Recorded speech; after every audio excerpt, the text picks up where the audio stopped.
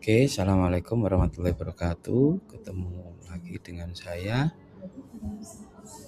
Pertemuan kali ini kita akan membincangkan tentang historiografi Indonesia. Jadi kalau di dua pertemuan sebelumnya kita membincangkan tentang gejala penulisan sejarah di dunia yang kita ambil dari jilid 1 History of Historical Writing. Hari ini kita akan, mohon maaf saya pakai sejarah dari Jawa, karya sejarah tradisional dari Jawa, yaitu Pararaton dan Babat Tanah Jawi.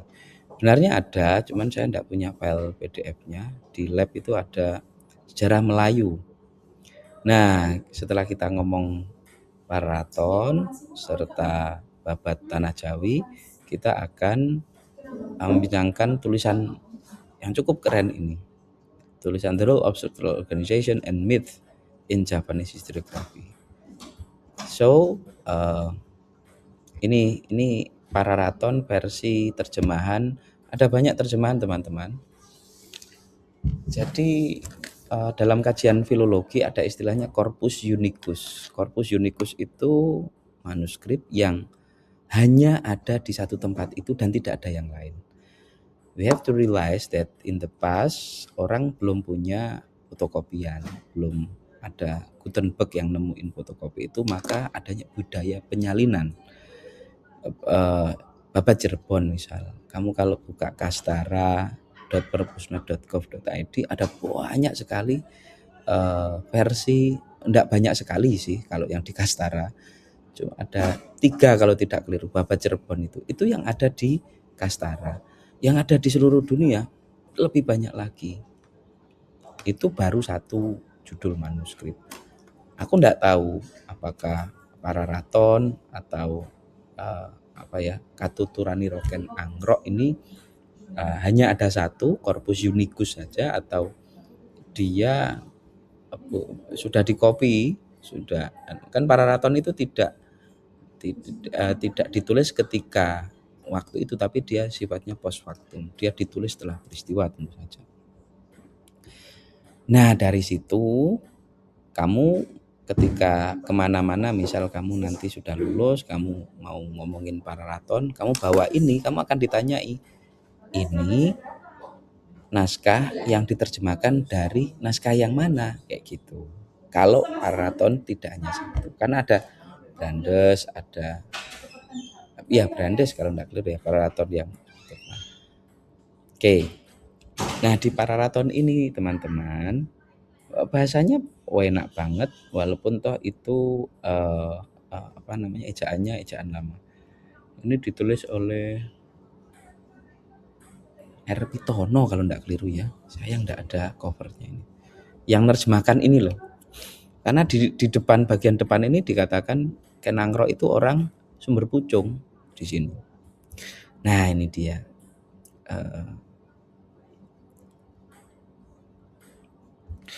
Bagian pertama dari Pararaton, demikianlah cerita Ken Angrok. Dahulu kala pada awal diciptakannya manusia, anak seorang janda di Jiput. Dia teman-teman tidak punya waktu yang definitif, pokoknya dahulu kala, kayak gitu. Terus tokoh-tokohnya itu menjalankan perannya di cerita ini lebih banyak karena tinakdir, pinesti, ditakdirkan, karena dia sudah memang perannya di dunia itu seperti itu. Nah gila, zat yang maha tinggi. Seperginya dari Jiput, pergilah ia ke daerah Bulala. Nama dari kepala daerah ialah Putopowangga, dan seterusnya. Tapi kayak gini misal, Betara Brahma mencari-cari teman untuk bersetubuh. Mohon maaf, maka adalah sepasang pengantin yang baru kawin, sedang cinta mencintai dengan mesra, yang pria bernama Gajah Para, yang wanita bernama Ken Endok. Keduanya bertani. Ken Endok pergi ke sawah mengirim makanan suaminya. Nah ini namanya tempat kediaman Ken Endok bernama Pangkur. Kemudian di tengah jalan ketika Ken Endok dari Pangkur mau ke Ayuga, ke tempat sawahnya itu, turunlah Betara Brahma. bersetubuh dengan Ken Endok di Tegalalateng. Terus Dewa Brahma berpesan, jangan engkau bersetubuh dengan suamimu lagi. Jika engkau bersetubuh dengan suamimu, suamimu meninggal karena kecampuran dengan anakku itu. Nama dari anakku itu Ken Angro. Sebelum lahir dia sudah dikasih nama. Dialah yang kelak membawa perubahan besar di Pulau Jawa. Jadi dia sudah ditakdirkan gitu, membawa perubahan besar di Pulau Jawa. Nanti kamu juga akan baca di Babat Tanah Jawi ya kayak gitu. Siapa namanya Joko Tingkir dan sebagainya. Nah, ini cuma 70 sekian halaman teman-teman, kamu bisa baca. Tapi saya pengen ngomong bahwa nanti di analisisnya Anthony Jones itu Angro ini akan membawa perubahan besar di Jawa, tapi dia bersinggungan dengan banyak kelas. Contoh yang pertama adalah seorang pencuri bernama Lembong yang secara kebetulan datang di pekuburan itu. Jadi ini loh, Angro itu dibuang ke kuburan oleh Ken Endok. Lembong ini melihat cahaya, bayangkan, bersinggungan dengan kelas apa? Petani. Kan Endok dan Gajah Para kan petani, ibu kandungnya Ken Angro itu petani. Terus dia bersinggungan dengan kelas pencuri itu. Kita akan ngomong lagi yang sebuah sinar itu. Terus kemudian nanti ada selain Lembong, terus ono tokoh lagi namanya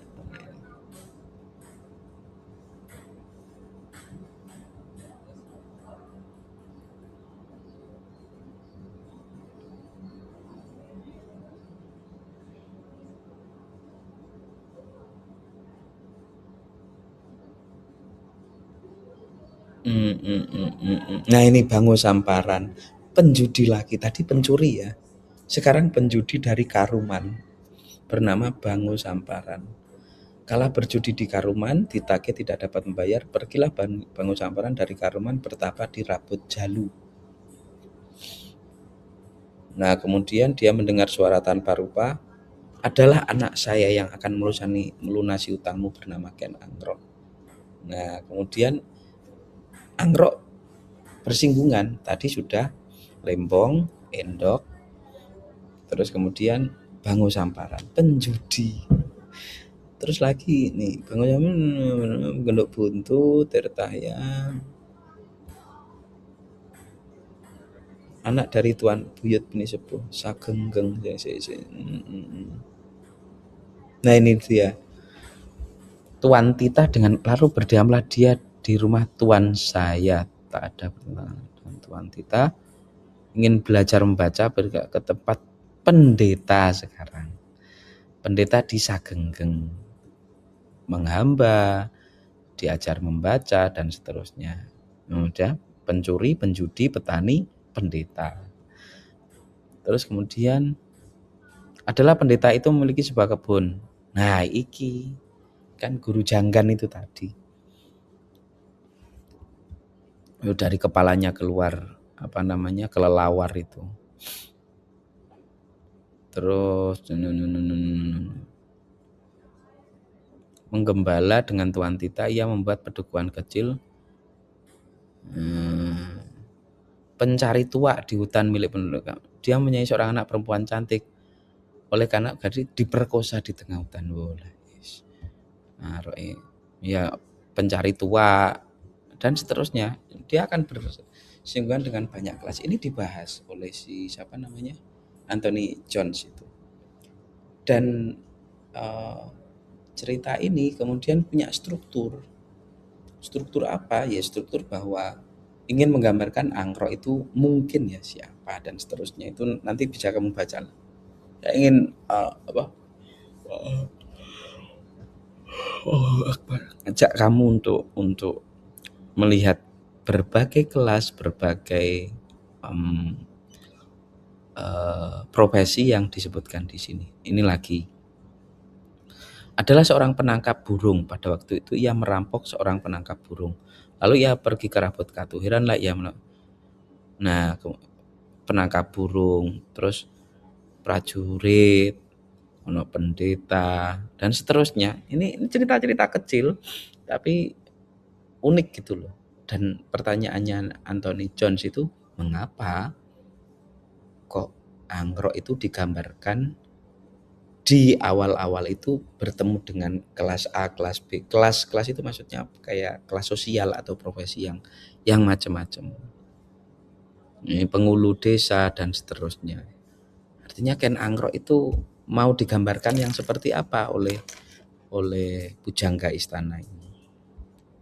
Nih, itu yang pertama teman-teman. Yang kedua adalah sisi magis.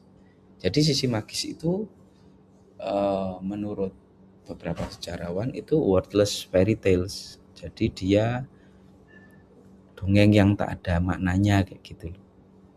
Kenapa kok tak ada maknanya? Ya seolah-olah yang tidak bisa dinalar itu langsung ditolak gitulah. Nah menurut Anthony Jones itu enggak. Contoh yang tadi itu bercahaya itulah, mana tadi? Nah ini, akhirnya setelah genap harinya lahirlah seorang anak laki-laki, ya Ken Anggrek itu dibuang ke tempat kuburan oleh Ken Endok, sama ibunya dibuang.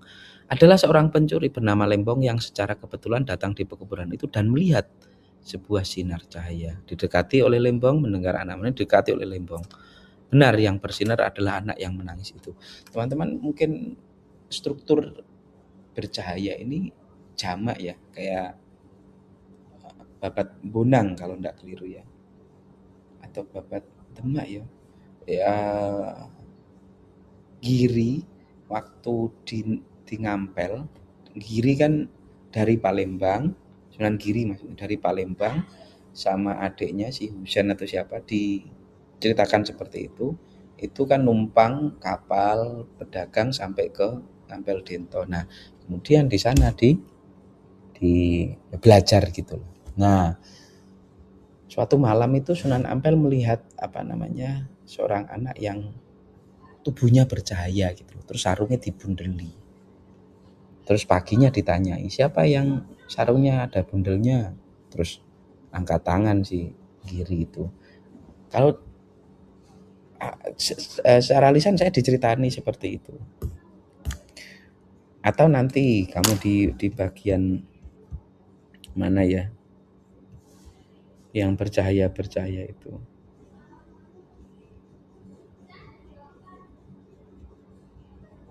Nah, sebentar. Nah, inilah.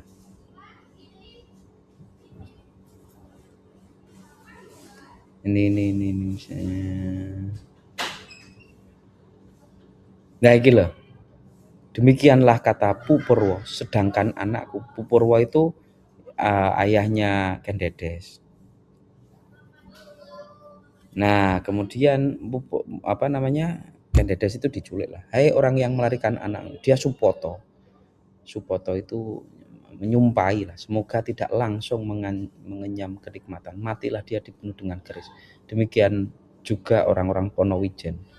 Keringlah sumurnya, semoga tak keluar air dari kolamnya, karena berdosa tidak memberitakan kepadaku bahwa anakku diperkosa orang. Demikianlah kata Empu Purwo. Kemudian dia bilang, sedangkan anakku yang telah mempelajari ilmu untuk menerangi dunia, ilmu Amadangi itu, aku lupa. Harapanku semoga dia akan menemui selamat dan besar kebahagiaannya. Nah, ini nanti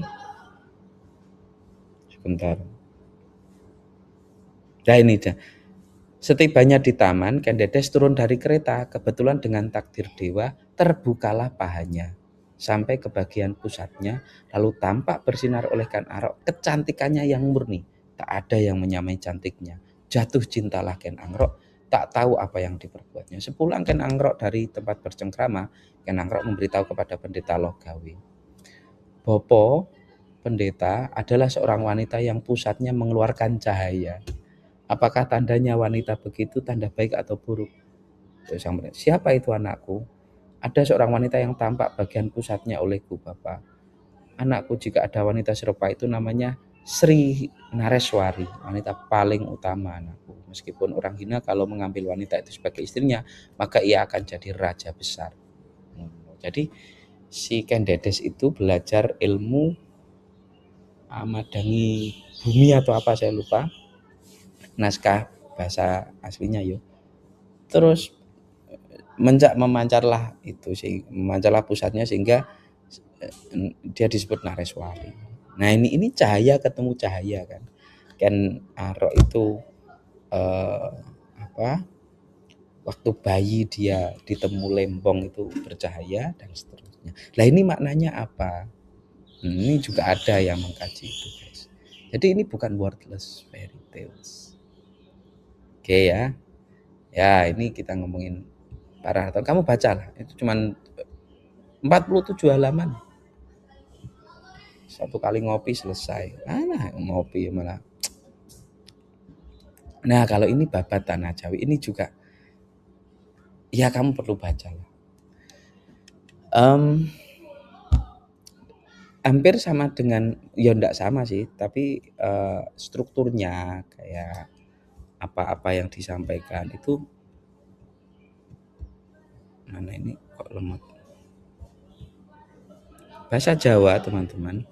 Ini punika sejarahipun para ratu ing tanah Jawi wit saking Nabi Adam, awutra Sis awutra Nur Cahya awutra Nurrasa, dan seterusnya. Yang ingin disampaikan oleh para penulis tentang Babat Tanah Jawi adalah dia legitimasi dari Hindu dan Islam gitulah. Jadi dari Nabi Adam tapi muncul tokoh-tokoh Hindu gitu, Betara Guru, Betara Bromo, Betara Mahadewa, Betara Wisnu, Dewa Sri dan seterusnya. Terus menikah dan seterusnya. Ini nanti Betara Wisnu menikah dengan siapa, kemudian menganakkan siapa dan sebagainya dan seterusnya. Nanti turun gitu. Turun ke leluhur-leluhurnya Raja Mataram Islam. Ini bentuk dari legitimasi, cuman caranya melegitimasi itu ya seperti itulah. Joyo, Ami Joyo dan seterusnya. Juga ada ya kayak kesaktian mana ya, wali-wali itu mana.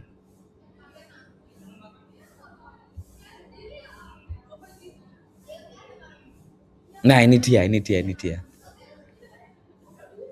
Putranipun tumenggong Wilwatikta ing Majapahit ingkang nama Joko Said, Raden Said. Sangat remenipun ngabotohan. Sangat suka sekali berjudi, belajang ngantos dumugi ing Jepara. Sampai bahkan main judi sampai ke Jepara. Bilih kawon bebegal. Kalau kalah dia begal, ngadang tiang lumampah wonten ing mono anama ing Jati Sekar. Kaprena saler wetanipun ing Lasem. Jadi sebelah timurnya Lasem itu ada hutan. Nah, di sana kalau pas kalah judi dia membegal orang. Sunan Bonang pinuju langkung wonten ing wana wau, dipun andhek badhe dipun begal. Sunan Bonang lewat disuruh berhenti mau dibegal. Sunan Bonang kemudian berkata, besok kalau ada orang yang lewat sini dengan sarwa wulung asumping sekar worawari abrit punika prayogi dipun begalo. Jadi kalau ada orang dengan ciri-ciri kayak gini, kamu begal lah, jangan aku. Raden Said nuruti si Raden Said. Sunan Bonang dipun lolosaken ing lampahipun. Kira-kira 3 hari kemudian Raden Said menghadang seseorang yang ciri-cirinya sama, panggenanipun sarwa wulung asumping sekar worawari abrit. Setelah disuruh berhenti oleh Raden Said, ternyata yang berhenti itu adalah Sunan Bonang dan Sunan Bonang menjadi 4. dados sekawan. Raden Said sanget ing ajrihipun, takut banget.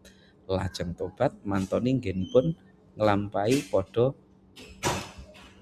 melan awon. Dadi sanget ajrihipun setelah sangat takut karena Sunan Bonang jadi 4. Kemudian Raden Said tobat. Nah, nutun topo angsal kalih taun saking nggenipun ngestokaken pagenipun Sunan Bonang, sampun ing topo Raden Said dateng Cirebon dan seterusnya lah. Nanti ada dia lajeng ngalih nama iki lho, sampun ing topo Raden Said dateng wonten ing riku topo malih sak pinggir ing lepen. Jadi ada yang mengatakan kan tongkatnya si siapa? Cisnya si Bonang dicepne, ditaruh, ditancapkan, dijaga. Tapi ini menjaganya di Cirebon. Ingkang rehaken ing Cirebon. Ini versi Babat Tanah Jawi ya. Kacarios Putri Cina dan seterusnya. Mana ya kesaktian-kesaktian. Kasih lihat lagi yang ini. Brawijaya.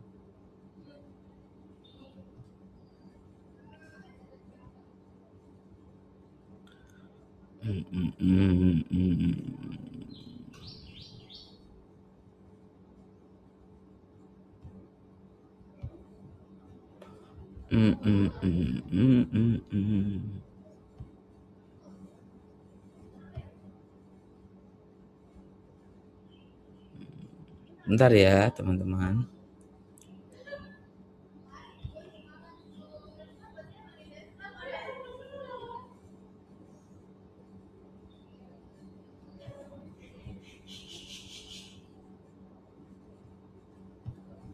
Mana ya, sebentar.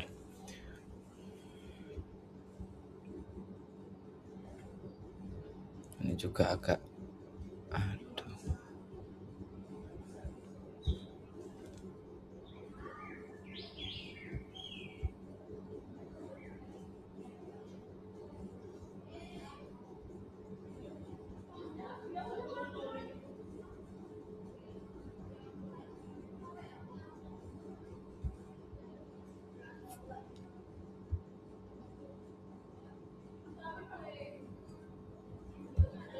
Nah ini sudah cerita Ki Ageng Selo, Joko Tingkir.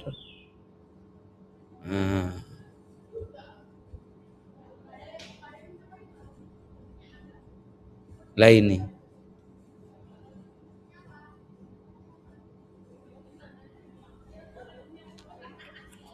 Nah iki lho, ini keren ini. Kacarios Raden Joko Tingkir sampun ketampen pangawulanipun ing Sultan Demak menggah katuripun wau Sultan Demak pinuju miyos saking masjid. Jadi mau keluar dari masjid, mungkin mau pakai sendal gitu. Ki Joko Tingkir ndodok wonten pinggir blumbang. Jadi mungkin ada masjid, terus ada tempat untuk wudhu gitu. Nah, tempat untuk wudhu dengan masjid itu ada tempat untuk naruh sendal, anggap aja gitulah.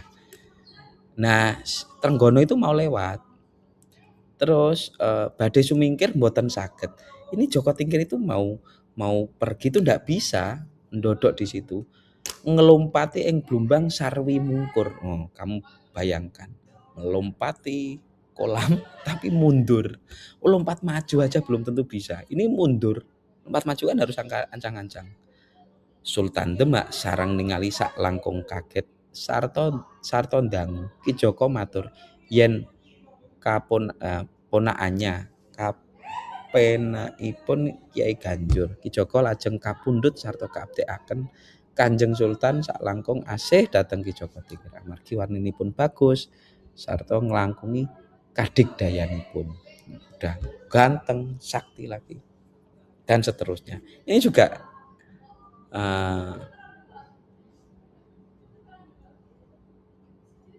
nah gila. Ini juga keren ini. Ing lami-lami Ki Joko Tingkir lajeng kapundhut putra sebentar. Nah, kemudian dia menjadi lurah prajurit Tamtama. Sudah terkenal di seluruh Demak. Kemudian setelah agak lama Sang Noto itu yang raja ya. punya keinginan untuk memperbarui prajurit Tamtama. Banyaknya adalah 400 orang, kemudian mengambil serta memilih orang-orang satu negara, bahkan dari dusun-dusun. Yang dipilih itu yang sakti, sarta teguh, yang punya keteguhan lah. Yen sampun angsal lajeng dipun coba. Kalau sudah dikumpulkan nama-namanya, mereka disuruh tes. Nah, Kaaben kalian Banteng ini disuruh adu banteng, kamu bayangkan. Jadi tesnya Tamtama itu menawi nempiling banteng remuk sirahipun inggih klebet dados Tamtama. Jadi aku ndak tahu ini betulan apa ndak. Jadi ada banteng kayak matador itu loh. Yen boten inggih boten klebet. Nah, kayak gitu. Ada banyak kesaktian-kesaktian gitu. Tadi kamu lihat Sunan Bonang jadi 4, terus apa namanya? Lompat ke belakang, macam-macam lah. Nah, ini apakah ini myths, kalau apa namanya di Oxford History of Historical Writing itu kan define itself against mitos, apa puisi dan seterusnya lah. Yang itu bukanlah sejarah. Nah, ini Babat Tanah Jawi ini kan nomor 5, 10, 15 ini barisnya. Tapi ini bentuknya itu tembang. Ya kan puisi. Apa-apa iki bukan sejarah. Kayak gitu, kayak gini.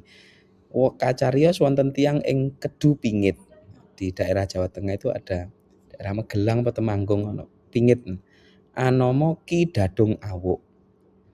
Jadi kalau kamu lihat film di RCTI, film Joko Tingkir itu ada orang yang digambarkan.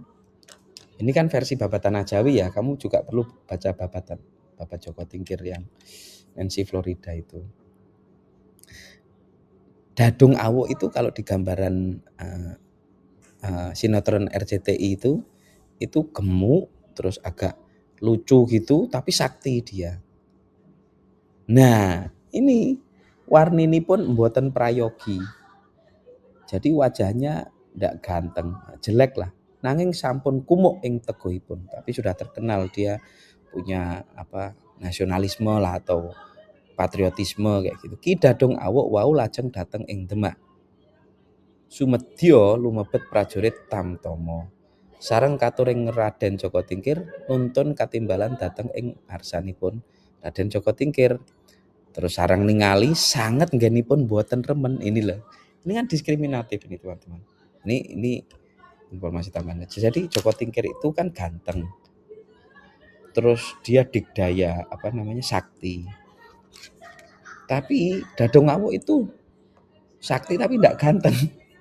Maka sangat tidak suka si Joko Tingkir itu menurut Babat Tanah Jawi. Sarening wonten ing dusun sampun kalok ing teguhipun punapa purun kacoba dipun suduk. Maka si Joko Tingkir bilang, boleh ndak tak coba, tak tusuk gitu. Maka si Dadung Awuk bilang, oke. Wangsulanipun inggih purun. Ki Dadung Awuk lajeng kasuduk ing sadak dateng Raden Joko Tingkir. Kalau di Babat Joko Tingkir itu menyurat yang silam menggurat yang menjelang itu si Nancy Florida itu kalau tidak keliru Dadung Awuk suduk sinadak suwek wetenge gitu. Nah, kalau ini dadanipun pecah lajeng pecah dan seterusnya. Tapi mati. Jadi Dadung Awuk itu aku juga enggak tahu ya, dia ternyata tidak membersamai Joko Tingkir. Nah, kalau di sini malah ya seperti itu. Tapi kalau di yang lain Babat Demak apa ya? Itu jadi temennya seperti itu. Di sini dan seterusnya lah. Nah, yang menarik gini teman-teman. Jisimipun Ki Dadung Awuk tatunipun arang keranjang. Jadi seperti keranjang. Kata-kata arang keranjang, kata-kata Dadung Awuk, nanti kata-kata nanti ada Wonoboyo atau apa saya lupa. Joko Tingkir itu mengalahkan prajurit buaya gitu atau apa. Itu kalau dalam bukunya Sri Margono pujangga istana di bawah bayang-bayang kolonial. Kalau tidak keliru, saya tidak punya bukunya, cuman baca saja di perpus. Itu istilah-istilah ini ada makna sawani lah kalau bahasa Arab, apa ya, makna yang lain gitu. Dadung itu tali, awo itu mohon maaf alat kelamin perempuan. Yang ingin digambarkan oleh pujangga istana bahwa Joko Tingkir itu playboy gitu loh. Nah ini tatun ini pun arang keranjang, ini kan kayak mata keranjang kayak apa, apa namanya, maknanya bisa jadi seperti itu. Buaya juga itu kan bukan buaya hewan itu, tapi adalah orang-orang yang berprofesi di dunia hitam di sekitar sungai. Karena sungai adalah alat transportasi utama, maka ketika Joko Tingkir meninggal terus dikatakan di sini juga dia dilarung di sungai apa begitu, kemudian diiringi oleh 40 ekor buaya. Buaya itu adalah person atau orang yang melakukan pekerjaan yang ilegal gitu di sekitar sungai. Ya kayak preman, tukang malak, kayak gitulah. Artinya Joko Tingkir bose maling, bosnya apa ya? Kalau makna itu loh ya, itu pernah mengalahkan sehingga dia menjadi orang yang ditakuti oleh kelompok kriminal di sekitar jalur utama transportasi. Bisa dimaknai seperti itu. Kan 40 ekor buaya itu menunjukkan banyak penguasa-penguasa jalanan yang ditundukkan oleh Joko Tingkir. Kayak gitu. Jadi ketika kamu baca ini itu, nah ini kita sudah sampai pada artikelnya The Role of Structural Organization and Myth in Japanese Historiography. Kamu kalau baca sini, dia itu si Anthony Jones itu sedang mengcounter tulisannya siapa ya? Sini dikatakan kok. Aduh. Nah, ini tugasnya. Di sini dikatakan, aku pengen kamu baca terutama yang Pararaton dan Babat Tanah Jawi dulu. Nah, kamu refleksikan dengan artikel yang cuma 10 halaman ini. Nah, bagian mana dari Pararaton dan Babat Tanah Jawi yang merupakan sejarah? Ipso facto, bagian mana dari Pararaton dan Babat Tanah Jawi yang bukan sejarah? Sulit ya, pokoknya kamu kalau baca kamu punya impresi lah. Apakah nama-nama tokoh, tempat, institusi politik agama yang disebutkan dalam keduanya adalah fakta? Ponowijen, Tegal Lalateng, Rabut Jalu, Rabut Katu, kayak gitu. Sebutkan dan mengapa Anda golongkan demikian. Bagian mana dari Pararaton yang bukan sejarah atau worthless fairy stories? Kalau orang-orang yang dikritisi oleh Anthony Jones itu bilangnya ini worthless fairy stories. Sebutkan dan mengapa Anda golongkan demikian. Apakah semua kejadian yang tidak logis lantas adalah fiksi belaka? Kayak tadi aku bilang, Cahaya itu. Kamu kalau baca bukunya almarhum Daniel Dakhidai, saya lupa bukunya judulnya apa, ada di rumah. Itu dia maknai lain kayak gitu. Kamu kalau baca, ini novel tapi ditulis oleh sejarawan Arok Dedes itu, kamu akan menemui hal yang lain kayak gitu. Atau justru kejadian yang disebutkan tersebut memiliki fungsi atau makna. Bagaimana menurut Anda? Ya, kamu sampaikan. Saya kira itu teman-teman. Silakan dikerjakan. Terima kasih.